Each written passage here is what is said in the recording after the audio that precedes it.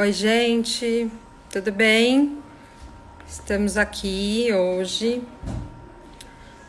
Vou testar um pouquinho. Daqui a pouco a doutora Fabiana vai entrar. Tá todo mundo me vendo, me ouvindo. O pessoal que entrou aí consegue me ver, me ouvir?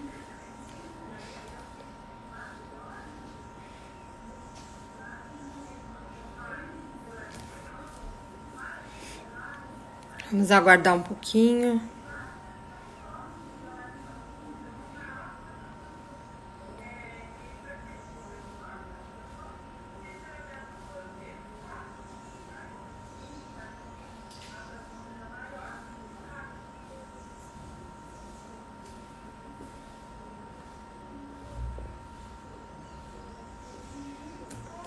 Hoje a gente vai falar de um tema muito legal sobre criança interior, né?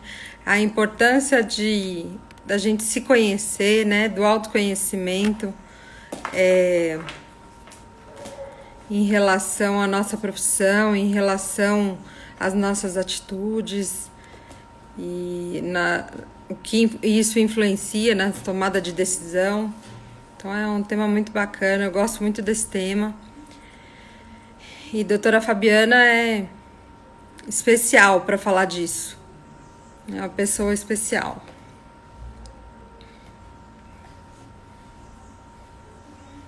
Vamos aguardar mais um pouquinho aí.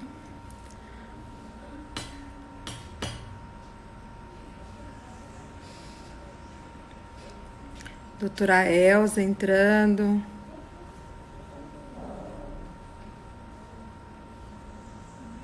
Vamos aguardar mais um pouquinho. Doutora Fabiana, boa tarde. Doutora Elza, nossa presidente da comissão.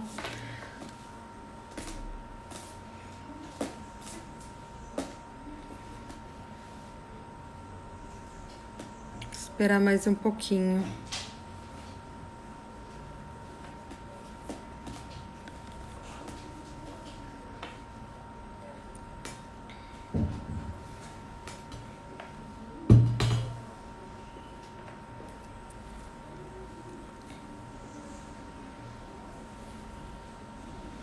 Tá me ouvindo bem? Elza, você está me ouvindo? Tá bom o som?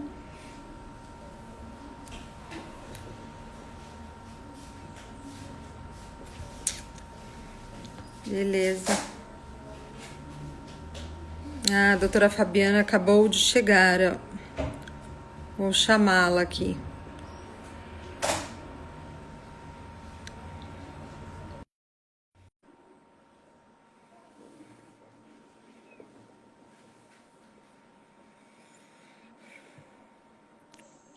Oi, Oi, Mar... tudo bem? Tudo, e você? Tudo bem. Que Doutora bom te ver, que Fabiana, que alegria. prazer. Que prazer tê-la aqui Família. conosco.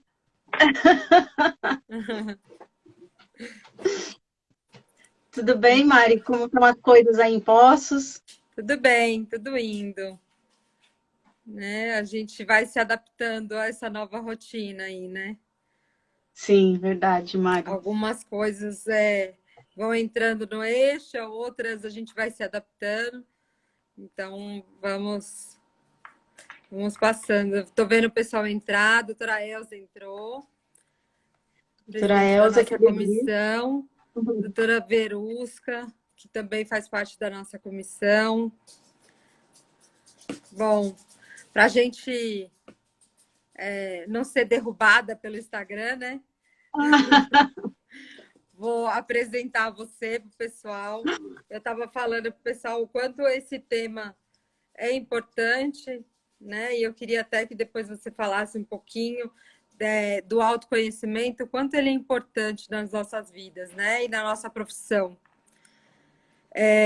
Bom, doutora Fabiana Junqueira Middleton, quesada, advogada, mestre em coaching, trainer em PNL e em psicologia, facilitadora de constelação familiar e organizacional, analista comportamental, presidente da Comissão de Direito Sistêmico da OAB São Paulo, fundadora e presidente da Sociedade Brasileira de Direito Sistêmico, coordenadora e coautora dos livros Coaching para Advogados, Pensamento Sistêmico no Direito e um monte de outros, né?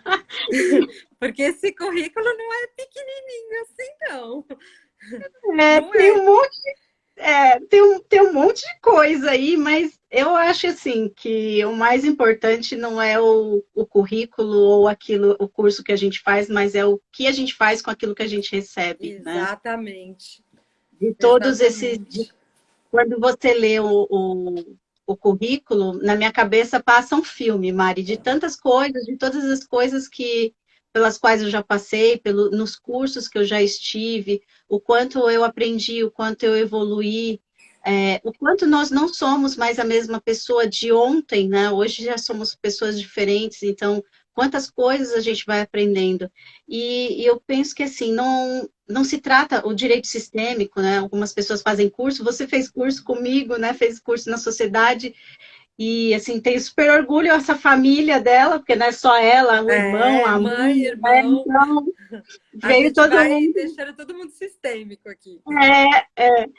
E a gente percebe que assim não se trata só de fazer um curso, mas o quanto a gente incorpora isso na nossa vida, né? Né? Como os princípios sistêmicos são importantes, o quanto a gente passa a olhar para esse autoconhecimento sendo tão importante para a gente, né? Na nossa profissão, porque o advogado ele é muito, né?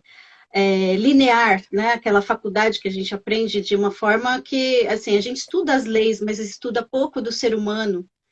E eu falo, é uma ciência humana, mas o quanto a gente entende de pessoas, o quanto a gente conhece as pessoas, suas emoções, seus sentimentos, o que faz com que elas estejam naquela situação ou naquele lugar, o que faz com que ela tenha um processo.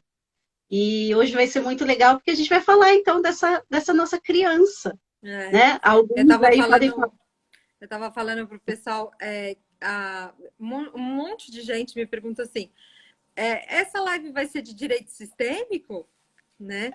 Aí eu peguei e falei assim, vai, né? O quanto a nossa criança interior, né? A nossa criança que a gente carrega, o quanto ela influencia nas nossas decisões, né? No nosso dia a dia. E até mesmo nessa relação de cliente-advogado, né? O quanto ela influencia nisso tudo, né? Então, aí a pessoa falou assim, nossa, eu não tinha parado para pensar nisso. Aí eu falei, é verdade, né? Porque a gente acaba falando de criança interior, a gente acaba falando de traumas, de um monte de coisas que aconteceram na nossa infância que ainda estão aqui guardadinhas, né? sim. Então, seja muito bem-vinda Ai, sempre, gratidão, Mari. né? Tô Você super sabe que eu sou feliz. sua fã, né? Então, Gratidão. quando eu li seu currículo, E eu realmente também de você. passou um filminho na minha cabeça também, porque a gente já se conhece há alguns anos já, né? E você faz parte disso tudo, você faz parte dessa pessoa que eu me tornei também. Então, sou muito grata a você estar aqui na nossa comissão de direito sistêmico e falando sobre esse tema tão lindo. Ai, gratidão, Mari. Fico muito feliz também, você sabe disso. E é engraçado, agora você falou, até me lembrei da primeira vez que a gente se encontrou.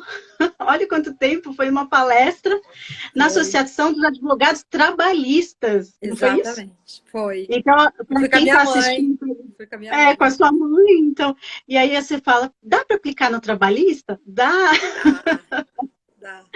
né? E realmente, assim, a constelação, o pensamento sistêmico transforma a gente, né? Então, Transforma, transforma. é, Eu tenho várias pessoas aí que estão entrando aí, que eu estou olhando assim, entrar, e que me mandaram recadinhos assim, falando, nossa, eu sou uma outra pessoa. Depois que eu conheci as constelações, o direito sistêmico, eu voltei a falar com a minha mãe, outra pessoa, né? E aí você fala assim, gente. o que vale o seu trabalho, né? Quanto vale o seu trabalho? E é É verdade. inexplicável. Esse carinho, essas recompensas são inexplicáveis. É verdade. Eu, Mari, vou fazer um desafio aí para as pessoas que estão nos assistindo. Vamos. Talvez cada um possa ou trazer uma lembrança da infância. A gente sabe que às vezes é mais fácil a gente lembrar das coisas negativas do que das coisas positivas, né? Quando você pergunta da infância, muita gente traz aquilo que foi ruim, né? As experiências Sim. negativas. Mas vamos começar pedindo para que as pessoas lembrem de experiências positivas da infância, o que aprendeu lá na infância e que traz para a vida adulta. E talvez quem tiver aí próximo pode pegar um objeto e, né, que signifique, que talvez represente a sua criança. Eu estou aqui com um bonequinho. Ah, A que minha lindo. bonequinha, a minha criança, né? Ah, então vou E pegar um. Peraí, que eu vou pegar. Peraí, que tá eu já bom. venho. E Vou aí pegar. todos vocês podem pensar, né? O que esse objeto representa para vocês. E quando vocês olham para a criança de vocês, o que vocês lembram? Qual é a experiência que vocês trazem? A gente está falando aqui, vai falar aqui nessa live de criança interior, e alguns podem pensar, imagina, eu já resolvi tudo com a minha criança. Olha, eu trouxe os meus Ai, que tsurus. lindo! O que representa esses tissurus para você? Então, eu lembro, eu ganhei ele logo em seguida do final do nosso curso.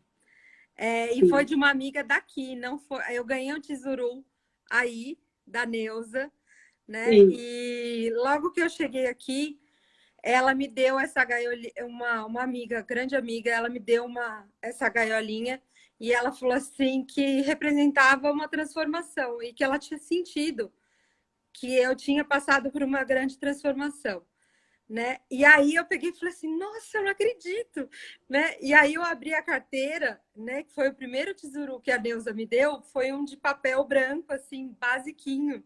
Não foi sim. aquele que a gente põe assim. Aham, que a E gente queria. aí ela pegou, eu peguei da carteira assim, tirei o tesouro, ela falou assim, nossa, eu não acredito. Aí eu falei assim, realmente, foi esse tesouro que eu ganhei esse final de semana, né? E isso representa muita coisa, porque o curso representou para mim,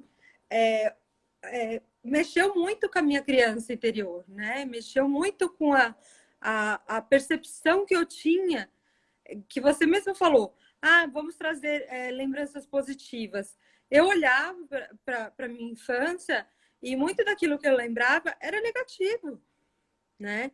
E hoje eu consigo olhar para minha criança e lembrar de coisas positivas que também houveram, né? Talvez Sim, tenha havido coisas negativas pela minha percepção, mas coisas positivas também aconteceram, né? Então a gente tem que exatamente. trazer essa memória e essa memória tem que ser forte, né? Sim, Para o nosso adulto ser forte, e né? talvez o que a gente possa fazer nesse momento é ressignificar as experiências que nós tivemos. Por que esse tema é tão importante? Porque muitas vezes aquilo que a gente passa na nossa infância, e não só na infância, mas aquela experiência também pré e perinatal ou intrauterina, também influencia em quem nós somos hoje. É, todas essas influências vão parar onde? No judiciário. São os clientes que chegam para a gente. Talvez você lembre que eu falo que nós somos crianças grandes, né? Porque a gente vai trazendo as experiências da nossa criança e aqui no adulto a gente continua fazendo as mesmas coisas, só que a gente só tem essa cara de adulto e quem está falando é uma criança. E às vezes nas relações são duas crianças conversando. Às vezes tem um que é adulto, mas o outro se comporta como uma criança. Aquela criança que ainda exige, que quer algo dos pais, né? Então ela exige das outras pessoas como se estivesse exigindo aquilo que não recebeu dos pais. E essas exigências vão parar onde? No judiciário. São os clientes que chegam nos escritórios de advocacia. Com todas essas experiências, com traumas, com medos, com rejeições e inseguranças. E às vezes você pergunta para ela, da onde isso vem? Né? Essa insegurança é da onde? E ela começa a trazer as lembranças de lá da infância, né? O que se passou lá atrás, para que ela hoje se sentisse insegura, né? Então, é muito importante essa parte do autoconhecimento, entender como a minha criança influencia em tudo isso que eu estou passando hoje. Imagina o seguinte, a mãe fica grávida e descobre assim que que está grávida, mas ela não queria o filho naquele momento, foi um susto, foi um choque. Imagina para essa criança que está dentro da barriga da mãe. Naquele momento, por menor que seja aquele sentimento da mãe, e depois a mãe passe a amar a gravidez e amar o filho e tudo mais, aquela criança, naquele momento, pode ter ficado com aquela situação traumática. Então, ela vai para a vida sentindo-se o quê? Muitas vezes rejeitada, não amada, buscando amor. E ela passa por situações em que ela realmente passa por rejeições. Sim. Ela atrai aquilo para o campo dela. E muitas vezes não tem consciência de onde isso vem. Ou seja, vem desde lá da infância, antes do nascimento, na barriga da mãe. E por mais que alguém diga que ame, essa criança não consegue sair dessa situação. Até que ela tome realmente essa consciência. Da mesma forma, situações que acontecem na nossa vida, vou dar um outro exemplo. Vamos supor que você tem 5 anos de idade e o seu pai sofre um acidente de carro. E ele está no hospital. E você fica em casa sem saber o que aconteceu. Existe ali um gap, a gente fala, né? Um tempo ali em que ele está afastado de casa e que a criança não sabe o que é. Só ouve dizer que o pai está fora, que o pai sofreu um acidente, mas não sabe. Essa criança, aquilo ali, aquele período ali, gera um trauma naquela criança, que vai crescer, que vai para a vida com medo de perder os pais. Com medo que aconteça alguma coisa, que o pai morra, todos os momentos sentindo durante a vida, porque aquela foi uma situação traumática. Vou dizer que isso aconteceu comigo. Teve uma época da minha vida que eu sentia muito medo do meu pai morrer, mas eu não sabia, eu não lembrava. E aí, numa das dinâmicas, inclusive, do PNL, veio isso à tona. Eu falei, gente, eu não lembrava. E aos 5 anos, meu pai sofreu esse acidente, ficou esse tempo afastado. E teve uma época que ele saía, demorava para chegar, eu morria de medo dele morrer. Entende? Não estava acontecendo aquilo, mas a minha sensação é de que iria acontecer sempre alguma coisa. E às vezes as simples perguntas, né? De onde vem isso, né? A pessoa tem um insight na hora, né? Nossa, Exatamente. peraí, né? Eu falo que muitas vezes eu pergunto para as pessoas, quando eu vou dar palestra, eu pergunto assim: você está fazendo. Você quer fazer justiça por quem? Né? Eu aprendi com você. Né? E aí as pessoas têm insights assim de tirar do fundo do baú, né? Umas respostas. Nossa, eu nunca tinha pensado nisso. Nossa, você sabe que você fala perguntando desse jeito, tem uma situação na minha família, assim, que foi muito injusta naquela época, que ninguém fez nada, mas ninguém podia falar no assunto, né? E você sabe que quando você me perguntou por quem que eu estava fazendo justiça, isso veio na minha cabeça, né? E a gente fala que a primeira justiça que a gente quer fazer é pelo nosso sistema, né? É por alguém próximo da gente, é por alguém do nosso sistema. E depois a gente vai para fora, né? Então, é bem bacana você colocar essa questão da criança interior e da gente, desses traumas que vêm tanto da barriga quanto... e fazer essas perguntas, né? E a pessoa refletir ou ter um insight na hora e falar, putz, foi isso, né? E você consegue trazer um pouco mais de consciência para ela. Exatamente, exatamente. E é muito interessante que não precisa ser algo grande Às vezes uma pequena experiência, porque assim, o nosso, existe até o Augusto Cury traz isso, né? Existe o registro automático da memória. Então, em apenas 5 segundos, aquilo lá fica gravado e você leva aquela experiência para a vida inteira. Às vezes você nem tem consciência realmente do que aconteceu, mas ao menor sinal de que algo semelhante vai acontecer, o nosso cérebro, né, ele já dispara os mecanismos de defesa, então luta, foge ou paralisa, e é como se você estivesse passando por aquela situação naquele momento, mas aquilo não está acontecendo. Mas aquela memória, ela fica gravada tanto no nosso corpo, né, como na nossa mente, né, no nosso sentir. E eu me comporto daquela forma. Então, muitas vezes, a gente se percebe em movimentos em que a gente está agredindo a outra pessoa. Um mecanismo de defesa. Sim. Né? E por que será que faço isso? Talvez aquela pessoa também me lembre aquela pessoa que me agrediu no passado. E por isso eu também agrido. Quando eu percebo que alguém está falando comigo num tom de voz que me lembra aquela situação, eu também vou criar um mecanismo de defesa. Então, assim, Um sentimento, né, parecido, um medo, uma insegurança sim, ou algo desse tipo, também faz acessar todas essas memórias, né, e trazer a mesma reação daquele momento. exatamente. E como que a gente consegue mudar?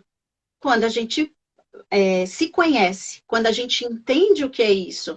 E quando também nós entendemos que não estamos mais vivendo aquela situação do passado. Então, é um processo de ressignificação e de rehistorização, de passar a contar uma história diferente.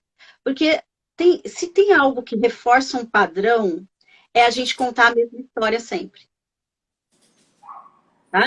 Então, imagina o seguinte, eu fiz um atendimento e a pessoa dizia assim para mim, que ela tinha, que ela não conhecia o pai, e a mãe falava muito mal do pai.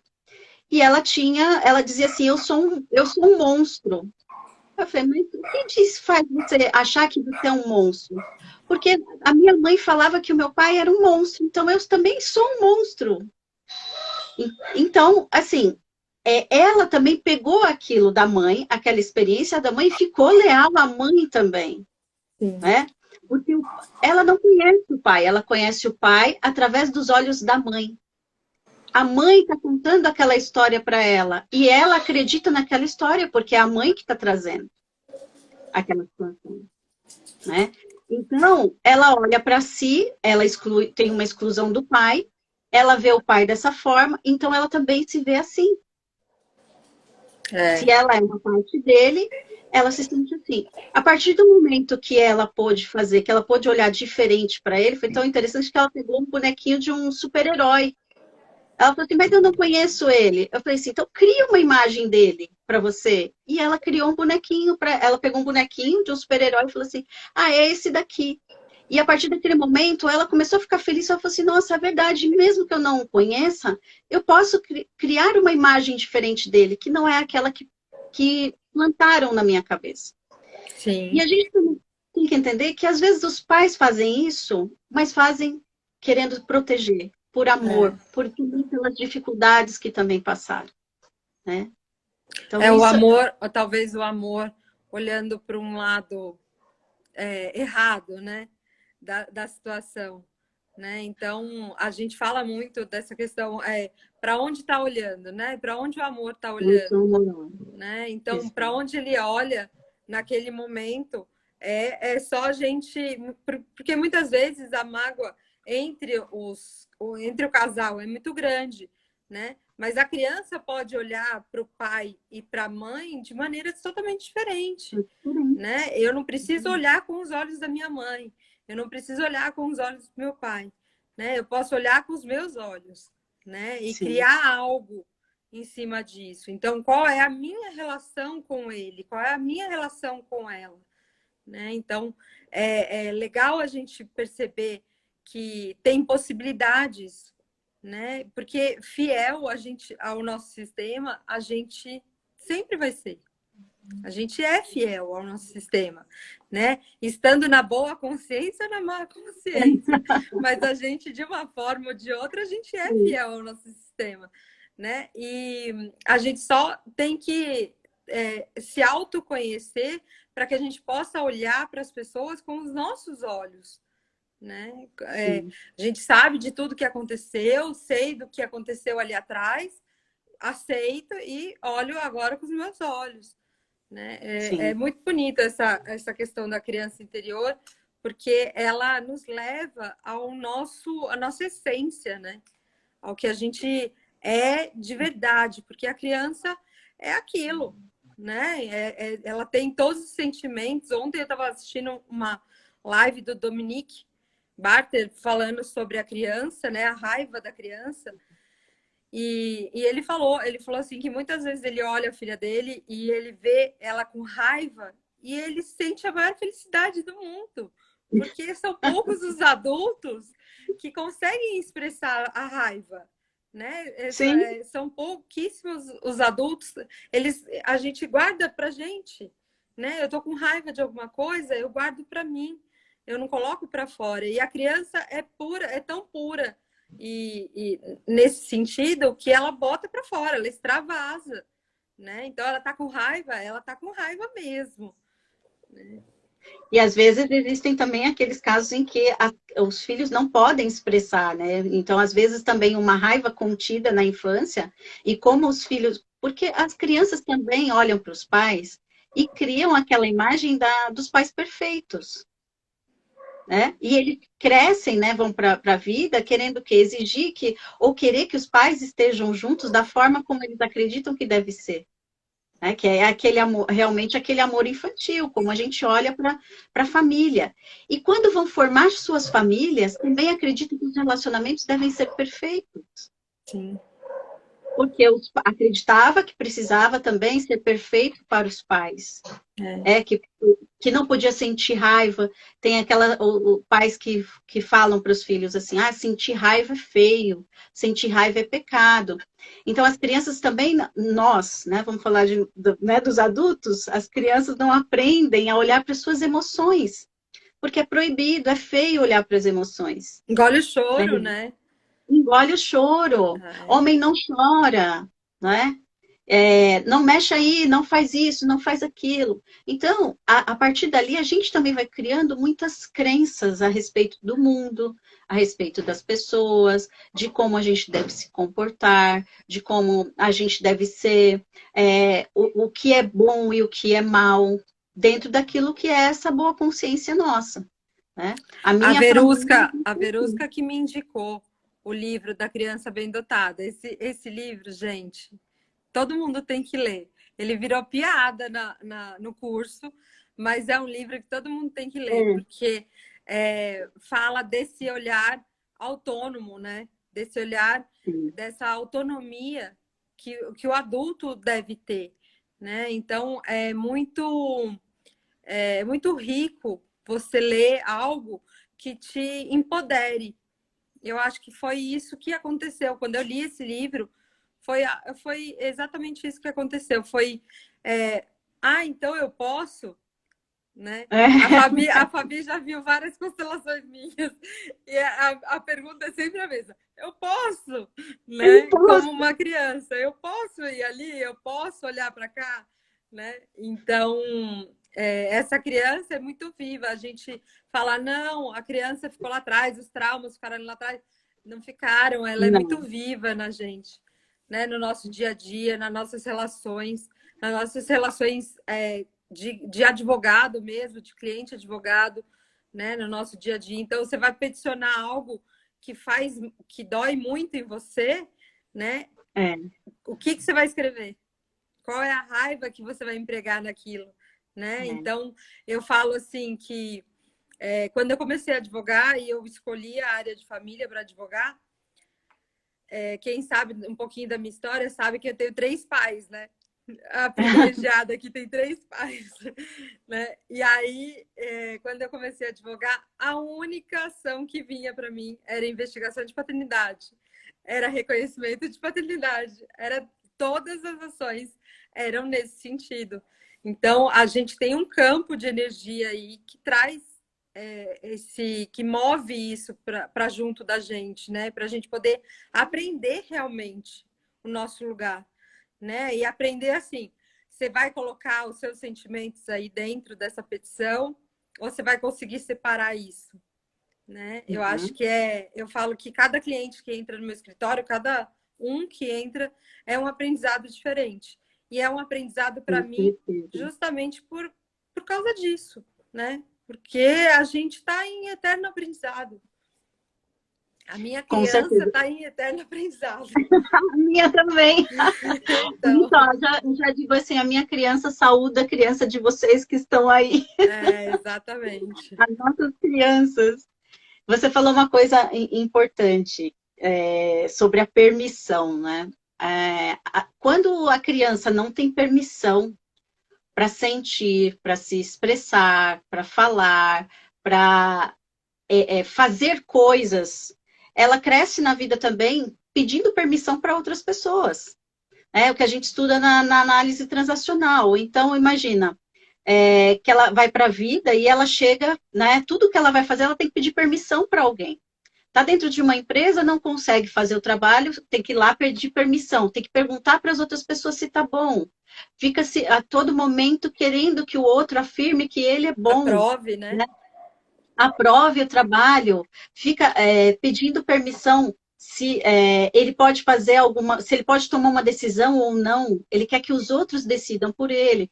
Então, imagina, nos escritórios a gente vê muitos casos de pessoas que chegam e falam, e agora, doutora, o que eu faço?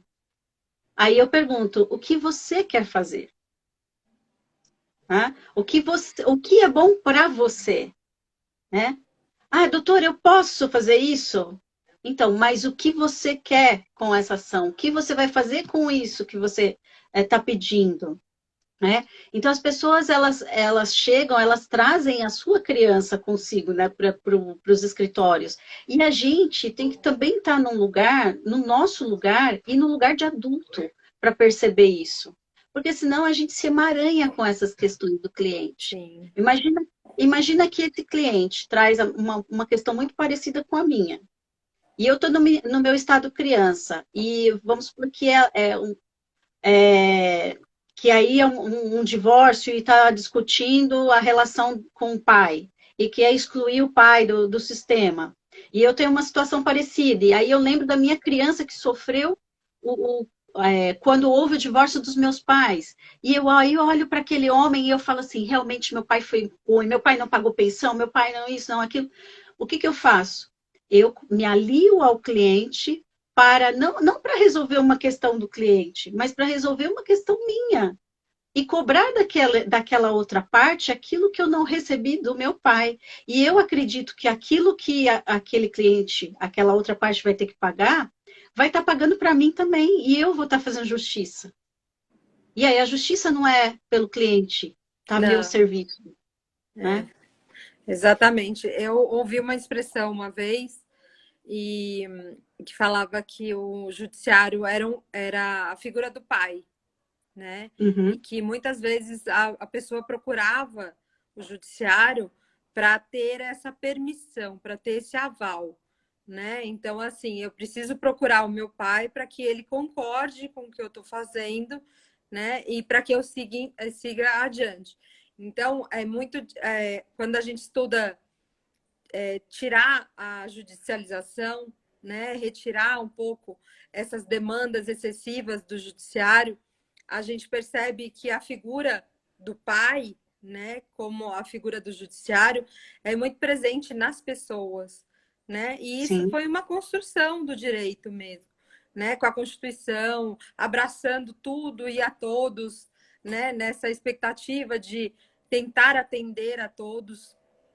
E isso acabou saturando o direito do jeito que é hoje, né? E as pessoas acabaram ficando nesse lugar confortável de que, querendo ou não, alguém vai decidir por mim, né? E Exatamente. aí eu não preciso me preocupar em crescer, eu não preciso me preocupar em tomar, em me autorresponsabilizar por nada, porque alguém vai chegar e vai me dar a resposta certa, né? Eu lembro de uma Uhum. pessoa que uma vez me contou falando assim, eu estava fazendo um divórcio E aí ela ligou para eu liguei para ela, ela desapareceu do meu escritório, eu estava começando o divórcio dela, eu liguei para ela e falei assim: "Oi, e aí? Eu queria saber sobre o divórcio", e tal.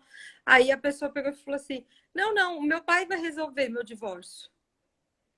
Né? Eu não quero mais esse assunto, eu não quero mais tocar nesse assunto. Quem vai resolver agora é meu pai.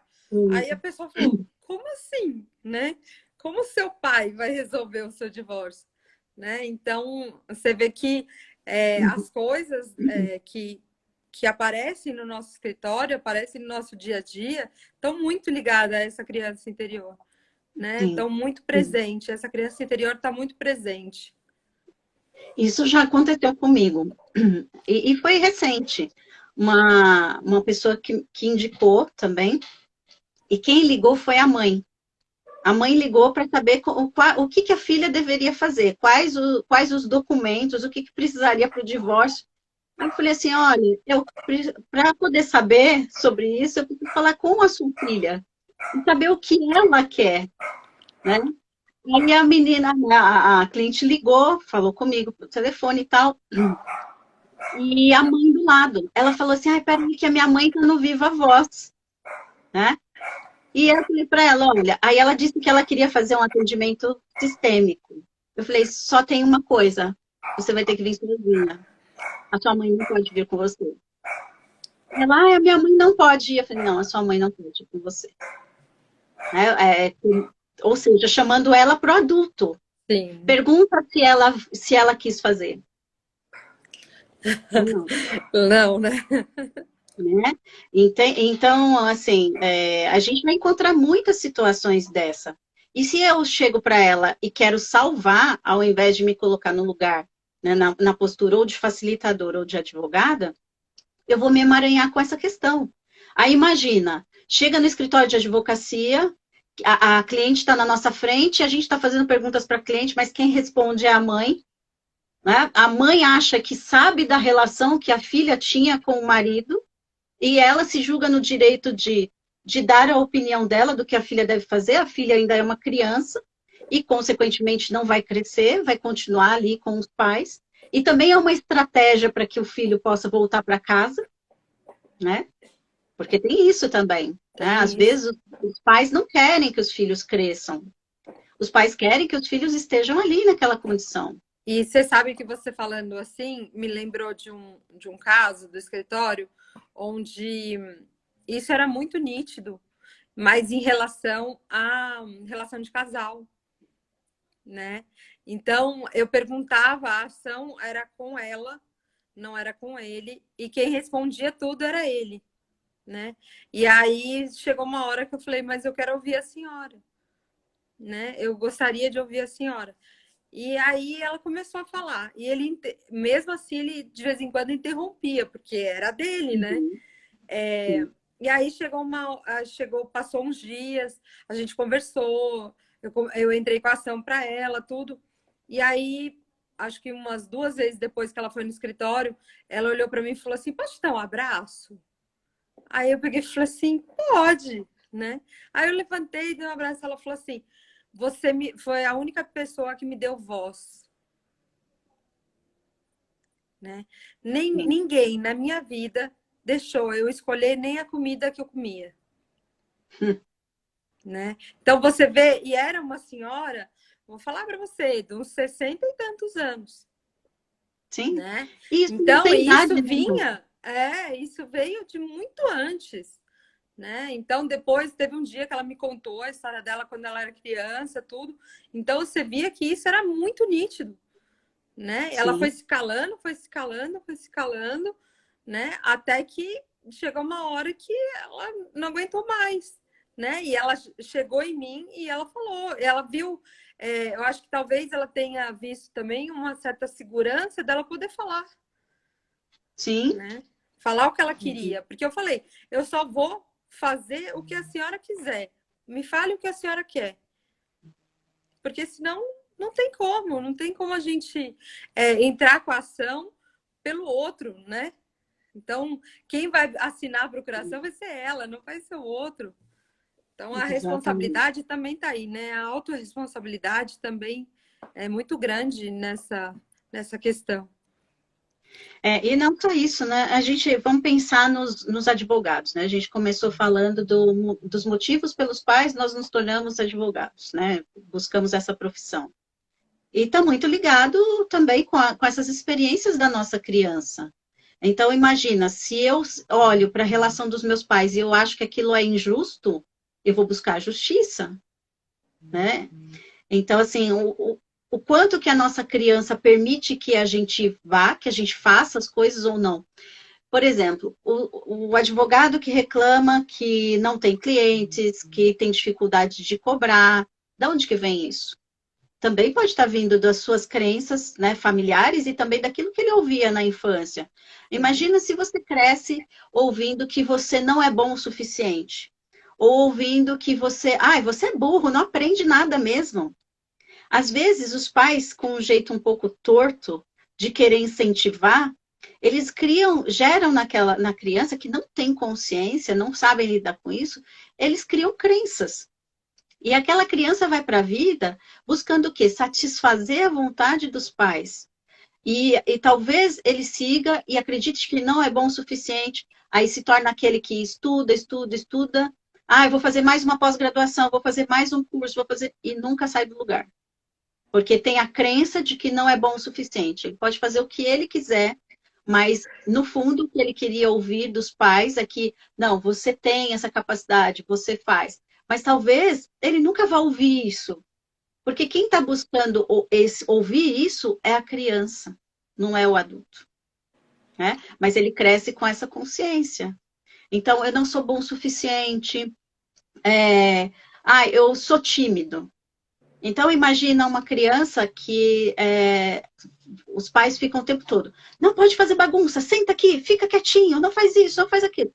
Aí fica aquela criança com receio, com medo de ir para o mundo, com medo de experimentar as coisas.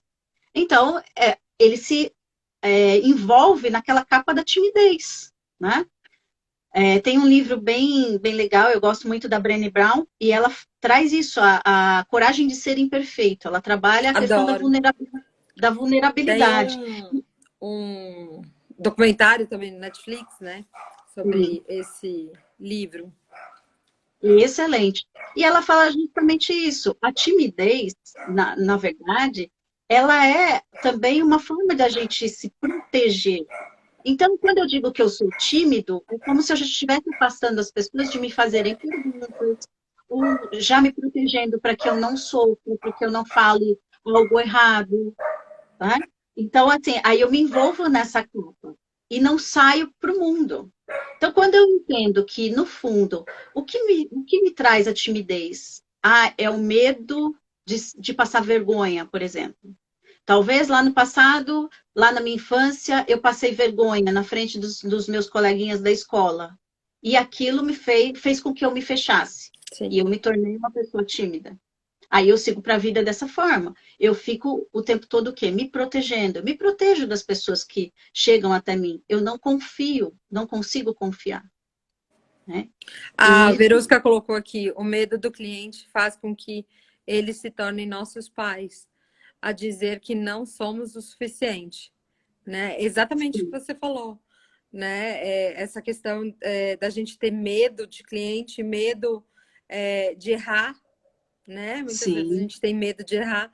Você sabe que uma vez, me lembrei agora, uma vez uma colega ligou para mim e falou assim, eu tenho que fazer uma petição inicial, não sei o quê.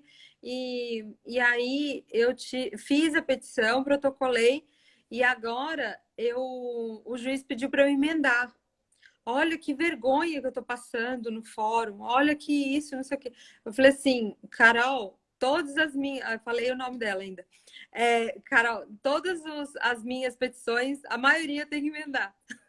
Porque eu ainda estou aprendendo, né? Então, eu falei assim, fique tranquila, né? Quanto a isso. Não tenha vergonha em relação a errar, né? E ter a chance. Olha que privilégio, a gente ter a chance de emendar, né? E ainda o juiz aponta o que você tem que emendar. Então, olha que beleza. Né? E não só isso, às vezes tem aquela crença de que você não pode pedir ajuda para ninguém. Então, imagina, vamos voltar à nossa criança, lá atrás. Os pais diziam: você não pode depender de ninguém, você não pode pedir ajuda para ninguém. Então, eu cresço querendo ser perfeito. Então, eu não posso pedir ajuda para ninguém. Eu, na verdade, eu já tenho que saber tudo. Sim. Mas não é assim que o mundo funciona. Essas trocas são tão importantes. A gente vê muito essa crença também na advocacia, né? De que o advogado é o super-herói, né? O advogado ele tem que saber Não, e tudo. tem que ter o O direito na ponta da língua, sobre todos tem que os ter o direito na assuntos. ponta da É, língua. O advogado não pode ter emoção. O advogado não pode nem ficar doente, né? Eu tenho bastante tempo, acho que eu passei na aula para vocês. Tem uns 4 anos eu escrevi um artigo sobre depressão na advocacia. sim. E é tão interessante que a gente existe isso em todos os lugares, mas na advocacia não, porque existe a crença de que o advogado nem terapeuta ele pode procurar, né? As Hoje, meninas do claro, grupo de estudo, eu passei esse artigo para elas. A gente leu esse artigo há um tempo atrás, né? E elas vão lembrar, porque foi algo que mexeu muito com todo mundo, porque é autossuficiência, né? A gente se cobra uma autossuficiência. Ai, eu tenho que ter uma postura que eu sei tudo, né? Que eu tenho todos, tipo assim, sei de todas as matérias, né? Do direito. E eu não posso me dar ao luxo de não saber, ou de descansar, ou de falar, não sei. Né? exato, exato. A gente E falou é, até um pouco sobre isso na live do Gustavo, quando a gente estava falando sobre CNV, e ele falou assim que no começo dessa pandemia, quando começou a sair uma resolução atrás da outra, uma norma atrás da outra, a gente não sabia meio o que fazer, ele respirou fundo, ele falou assim, que ele chegou para o cliente dele e falou assim, eu não sei. Eu não sei, né? Eu preciso amanhã talvez saia alguma coisa, porque acabava saindo normas, tipo, durante a noite, né? Medida uhum, provisória durante a noite. Então, você falava uma coisa para o cliente num dia, no outro dia era outra coisa, né? E aí ele falou assim, aí eu tive que chegar, respirar fundo e falar, não sei, né? Não sei, e seguir adiante, porque é um ato de humildade também, né? E de autenticidade. Porque a gente também exatamente. ficar fingindo que sabe tudo, que sei tudo, que eu não tenho emoções, né? Que eu passo batido as emoções. Ah, não, né? Exatamente isso. E a gente vê que assim, muitos advogados acreditam que tem que, né, tem saber tudo, tem que estar na ponta da língua, não pode ficar doente. Quando a gente começou com esse movimento, a gente vê hoje do pensamento sistêmico, e que começou a abrir um leque, hoje a gente, graças a Deus, né, tem aí os advogados que começam a olhar também para a sua saúde. E não só a saúde física, mas é a saúde Sentimental. emocional, a saúde mental, né? Quantas pessoas, quantos advogados, neste momento que nós estamos vivendo, estão passando por dificuldades? São muitos, né? Principalmente em relação ao emocional, porque nós somos todos seres humanos, não existe isso, é porque tem uma profissão, porque. Não, isso é da natureza do ser humano. Né? E isso que a gente passa na nossa vida, as experiências, né, da infância, os traumas, as dificuldades e também as alegrias, isso é o que compõe esse adulto que nós somos hoje. Sim. Então, o que é o convite, né, Mari, até, para quem está assistindo? Que pegue a sua criança agora no colo e você olhe para essa criança. Ó, pega aí o objeto que você tiver, ou o seu bonequinho, o meu tá aqui. E talvez olhe para essa criança sem julgamento. Que a gente julga muito, que a gente deveria ter feito diferente, que a gente tinha que ter agido, né? Mas foi do jeito que foi, não tem como a gente mudar isso. E não adianta excluir também o que foi, o que aconteceu lá. Porque quanto mais eu excluo, mais essa dor permanece dentro de mim. Quando eu posso olhar para essa criança, olhar nos olhos dela e falar assim, puxa, como você foi uma criança bonita, né? Como você me ajudou a chegar até aqui. Então, isso começa a mudar no meu coração e começa a mudar aqui em quem eu sou hoje. Então, um convite para quem estiver assistindo é que pegue esse objeto, essa imagem, e olhe para sua criança e coloque ela assim bem pertinho de você, no seu coração, e diga para ela que você acolhe tudo que ela passou e do jeito que foi. E agradece por ela ter ajudado a você ser o adulto que você é hoje. Né? Se eu não tivesse passado as dificuldades que eu passei na minha infância, tudo aquilo que eu vivi, eu não seria quem sou hoje. Se eu não tivesse, se eu não fosse uma criança tímida, né, isso, né, eu conto nas aulas, inclusive, eu não seria quem eu sou hoje. Talvez eu nunca tivesse tido coragem de fazer uma palestra na minha vida. Se eu também não quisesse romper isso, sabe? Se eu não quisesse olhar para essa criança e falar assim, olha, tudo bem, você sente medo, eu também tenho medo, mas vamos lá, que a gente tem coisa para fazer, entende? E agora é a Então, rainha das lives. rainha das lives, e isso é muito bom, porque eu lembro quando eu era numa dinâmica da PNL, meu primeiro curso, eu tinha muito medo de ler em público, fazer leitura. E eu, assim, se passasse na sala de aula, começasse a leitura lá, tivesse 50 pessoas, eu fosse a 50ª, eu estava lá, assim, morrendo. Coração, assim, tudo, falar, meu Deus, vou errar, vou... Por quê? Eu não tinha essa consciência, mas era a minha criança que falava na minha cabeça, sem eu saber. Olha, você vai errar, todo mundo vai rir, todo mundo vai... E aí eu fiz naquela dinâmica, eu falei, nossa, descobri. Ou seja, quando eu era criança, na época quem estava começando a aprender a ler, eu gaguejei. E aí os outros riram. Mas o professor, que também não tem consciência de como lidar com isso, não falou nada. Então, para mim, aquilo ficou como sendo errado. E eu tinha um receio danado. Quando eu descobri isso, eu falei assim, ai, não acredito. Eu não sou mais essa criança. Agradeço e tal. E aí eu começava em todos os lugares que até hoje, quem quer ler? Eu. Levanta a mão e fala, eu quero ler. Porque aquilo já não me causa aquele sentimento. Porque eu entendi que aquilo aconteceu no passado. E que não é mais a criança, é a adulta que está aqui hoje. Ai, é muito lindo isso, é muito lindo. Eu lembro quando a gente teve treinamento com bonecos, né? E a Clara sentou na minha mesa lá com os bonequinhos. E aí a gente fez uma dinâmica, né? A gente fez uma constelação e ela falou, ela pegou um dos bonequinhos que era menor assim que eu e ela falou assim: essa é a sua criança, né? Cuide dela.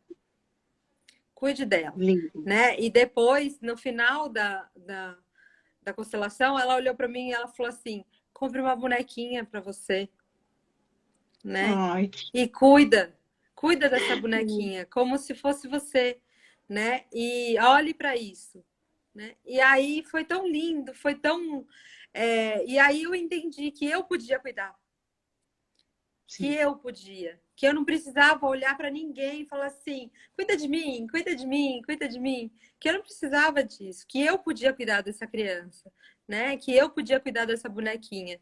E como minha mãe diz, minha mãe tá aí agora assistindo. Como minha mãe diz mesmo, que eu parecia uma bonequinha. Querida, beijo para você. Que eu parecia uma bonequinha quando eu era pequena, né? Então, essa bonequinha hoje quem cuida sou eu, né? Eu que dou todo o carinho, todo o amor que talvez ela tenha criado expectativas. Então esse carinho todo eu tenho hoje, né? Esse poder de dar esse carinho todo para ela, né? E ela foi muito amada. Eu não tenho que falar nada aqui, porque a gente talvez olhe com uns olhos hoje é tudo ressignificado, né? Para mim, acho Sim. que boa parte da minha história, da minha criança, foi ressignificada. Ainda tem muita, ainda, mas boa parte já foi ressignificado, né? Fabi, tá acabando, Ai, mas eu meu te Deus. agradeço, assim, imensamente. Meu coraçãozinho tá pulando de alegria aqui. Você Eu sabe o quanto eu também. admiro você, né? Também. Obrigada por abrir esse espacinho na sua agenda pra gente, né, para conversar comigo um pouquinho e falar desse tema maravilhoso, que eu acho que você é tão doce para falar disso, né? A gente escuta assim com o coração, com a alma, tá bom? Ai, gratidão, Mari, adorei estar com você. Vou tirar uma cartinha até. Deixa eu ver. Tira Eu tô aí. até aqui, ó. Palavra da criança. Olha, Vamos ver. E eu acho que essa é a mensagem para as pessoas que estiverem aí. Olhe para sua criança com carinho, com atenção, sabe, com respeito, com gratidão. E também olhe para aquele cliente que chega, que está trazendo a sua criança, às vezes a sua criança ferida também, e olhe para ele com respeito também, da mesma forma que você gostaria que fosse para você. Eu acho que essa é uma mensagem, né, importante. Bom, a minha, né, tem isso aí, né? Responsabilidade. ó. É quando a gente sabe que tudo que acontece foi porque a gente quis assim. Aí a gente não fica achando que os outros têm que resolver a nossa vida. E não fica brigando com eles o tempo todo. Exercite o poder de criar harmonia em sua vida. Então, talvez, assim, esse excesso de responsabilidade, às vezes a gente quer colocar isso nas nossas costas, mas às vezes essa responsabilidade é porque a gente quer tomar tudo como se fosse nosso e a gente quer brigar com o mundo. Então, não, acho que não precisa disso. Né? Então, olha, até o nosso presidente da Nacional está aí nos assistindo. Ai, que Gratidão, legal. doutor Rodrigo, por estar aí. Eu vi aqui a Flávia. Elza, querida, muito obrigada por esse convite. A Flávia de Almeida, que acompanha todas as lives também. Acho que eu tinha visto a Cris também aqui do Jabaquara. Então, Que gratidão. ótimo. Eu agradeço também a OAB. A nossa OAB aqui está dando uma abertura assim incrível para a gente fazer as lives, para a gente divulgar tudo isso e estar a serviço. Eu falo que todas as vezes que eu termino a live, eu falo que essa foi uma maneira que eu e a Elza encontramos de continuar a serviço, da nossa comissão continuar a serviço. Né? Remodelei o grupo de estudo para online, né? Fizemos uma dinâmica aqui para a gente continuar estar a serviço, né? Que eu acho que é o essencial das comissões de direito sistêmico. Eu acho que fazer esse regresso do autoconhecimento, né? De você poder olhar para si, poder cuidar da sua saúde mental, psicológica, né? É muito importante. Né? E um tempo desse ainda, nem se fala, né? Numa crise dessa, a gente poder ter tudo isso daqui e na palma da nossa mão, né? Sim. Então, é um privilégio. É um privilégio. Eu quero também convidar quem quiser assistir, participar também do nosso grupo de estudos, também daqui da comissão, online também a gente está fazendo. Então, é só entrar aí, passar no direct, passa o contato, a gente inclui no grupo de estudos. Então, são todos bem-vindos, Mari. Quando você quiser participar, estamos aqui de portas abertas para todos vocês que quiserem participar, tá bom? Obrigada, Fabi. Obrigada. Gratidão um beijo a todos. Enorme, viu? Beijo, até mais. Tchau. Flávia, parabéns, feliz aniversário. Tá falando aí. Ai, foi lindo. Olha, muitos recadinhos aqui. Gente, a live vai ficar gravada 24 horas aí. Depois a Elza tá editando uns pedacinhos para colocar, disponibilizar para todo mundo aí. Quem perdeu, quem não consegue assistir. Beijos, Fabi. Gratidão. Adorei. Beijos a todos. Tchau.